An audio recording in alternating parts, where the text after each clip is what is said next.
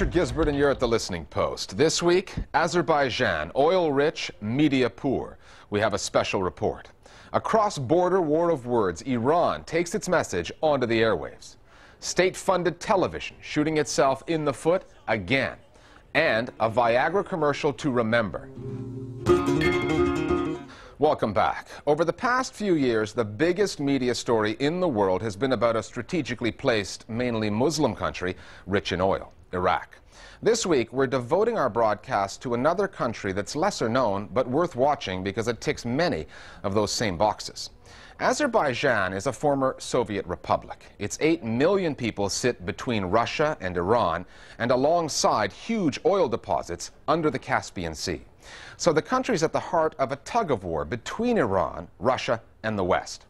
A new pipeline runs from the capital Baku on the Caspian through Georgia to the Turkish port of Ceyhan. That long piece of pipe is critical to supplying the oil-hungry West with a vast new supply. The crude is now flowing out. Petrodollars have started moving the other way. But when it comes to freedom of the press, Azerbaijan remains trapped in a Soviet-style time warp. Journalists are routinely imprisoned, beaten, even murdered. In the first of two special reports for the Listening Post, Simon Ostrovsky looks at a government crackdown on the media ahead of presidential elections, as well as the lengths that some journalists will go to get the story out. Baku. It's a city transformed by a U.S.-backed oil pipeline that unlocked the riches of the Caspian 2 years ago and turned Azerbaijan's capital into a boom town.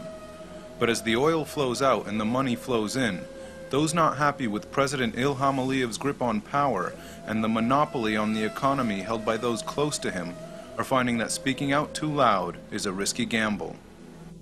Instead of pressure on the press decreasing, it actually increased. At one point, there were 10 journalists in prison.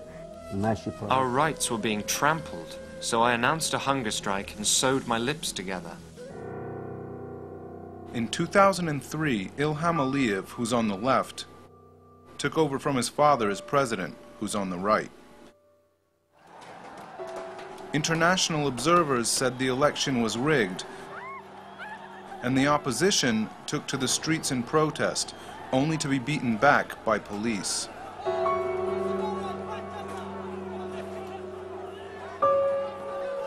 In 2005, it was a parliamentary vote deemed unfree and unfair that brought the opposition out into the streets. If you look carefully, you can see me. I was a journalist based here for 2.5 years, and I covered the elections for the AFP news agency. As a foreigner, working for a Western media, I didn't face harassment from the authorities, but for local journalists, it's a different story. As the protests in 2003 turned into a riot, police took a break from truncheoning demonstrators to attack a section of Freedom Square that the media had taken up to watch the events unfold. 2 years later, for the parliament vote, the authorities decided to issue journalists with blue press vests. The idea was to differentiate members of the media from opposition activists so that the police would know who not to hit.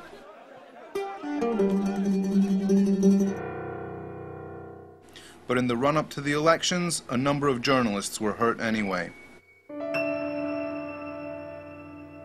Elmar Husseinov, the editor of the Critical Monitor magazine, was shot dead in front of his flat in a case that is unsolved to this day.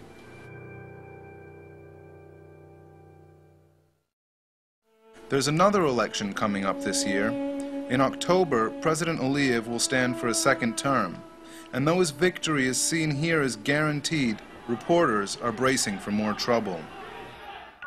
Sarah Paulsworth is an activist of the Institute for Reporter Freedom and Safety, which was set up in the aftermath of the parliamentary election. Now we have the presidential elections approaching in October of 2008, and we expect to see an increase in pressure. Of course, like I said, they already have the most critical, outspoken journalists in prison. And in the next few months, we expect to see more lawsuits against journalists, more journalists probably getting imprisoned, getting fined, getting threatened, and hopefully not, but there's always the risk that somebody could be injured, attacked, or even murdered like Elmar Husseinov was. Journalists accuse the authorities of abusing libel laws and even tax legislation to put pressure on critical publications. In 2006, Rafik Taghi and his editor were sentenced to jail time for inciting religious hatred. Their crime? They argued in an opinion piece that Islam had hindered democratic development. They were released by a presidential pardon in December, along with 3 others, but 4 of the most critical journalists remain behind bars. Sakit Mirza got 3 years. Ainullah Fatulayev was sentenced to 8.5 years. Musfik Husseinov received 6. Ganamat Zahidov's trial isn't over yet. They're all behind bars now? Yes, behind bars now. This reporter accused the Interior Minister of corruption. He was thrown in jail on a libel charge and took an extreme step to draw attention to his plight. In July, when I was in the 14th prison colony, I sewed my lips together and announced a hunger strike because they wouldn't let us have newspapers. When I announced the hunger strike, I made the demand that they give us access to press, and I wanted to be able to write my thoughts in the newspapers. This is allowed by law. After 17 days, we made a deal. They gave me the papers, and I unstitched my mouth and ended the strike. I wanted to find out why so many journalists were being shunted in and out of Azerbaijani prisons. So I asked Ali Karimli, the leader of the Popular Front opposition party. It was his demonstrations that were dispersed during the elections. In the last few years, the Azeri authorities have earned huge amounts of cash from the sale of oil.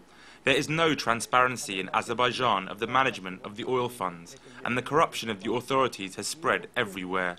Independent newspapers and media organizations are trying to follow the money to see how it's being spent, where it's being stolen. This irritates the authorities. That's why in the last 2 years, the repression of journalists has increased. But according to Ali Akhmadov, who is President Aliyev's deputy in the ruling Yeni Azerbaijan party, the imprisonment of journalists is not a free press issue. Those 3 journalists who are behind bars, they are not there because they wrote something or are having problems as journalists. They ended up there only because they broke the law.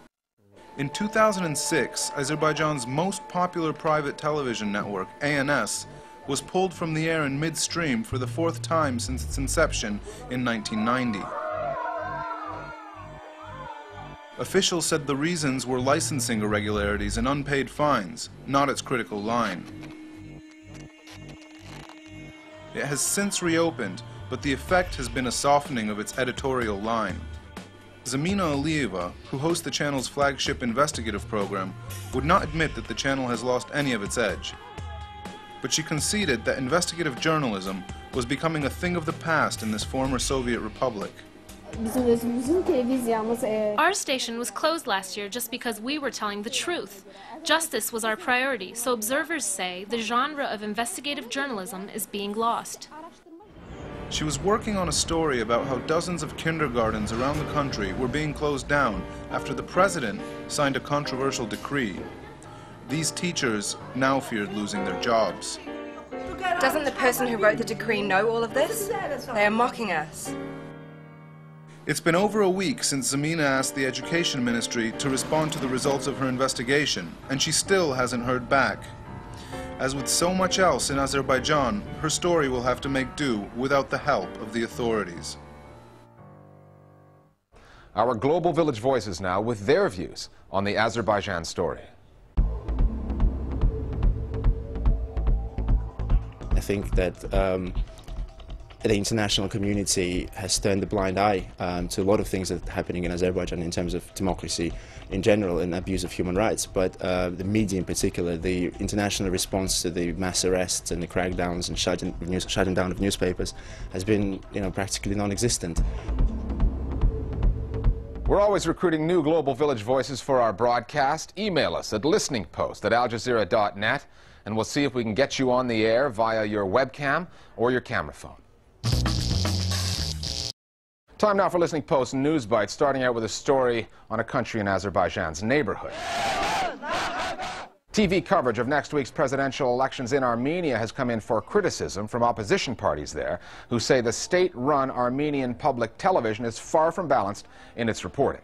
Citing coverage of a recent pro-opposition rally, they accused the public TV channel of misrepresenting support for candidate Ter Petrosian. The channel showed an almost empty square where a few people were standing when, according to the opposition, a substantial number of supporters had actually turned out. Charges have been dropped against two Turkish cartoonists accused of insulting President Abdullah Gül. Musa Kart and Zafir Timujin faced up to 4 years in prison after lampooning the president in the Turkish daily Cumhuriyet last November. They were accused of breaking a Turkish law called Article 299, which makes it a criminal offense to insult the president. President Gül claimed he had no involvement in the case, adding, "I look at these things about myself as humor. To be honest, I just laugh." Coming up after the break, the propaganda battle being fought over the Azerbaijan-Iran border.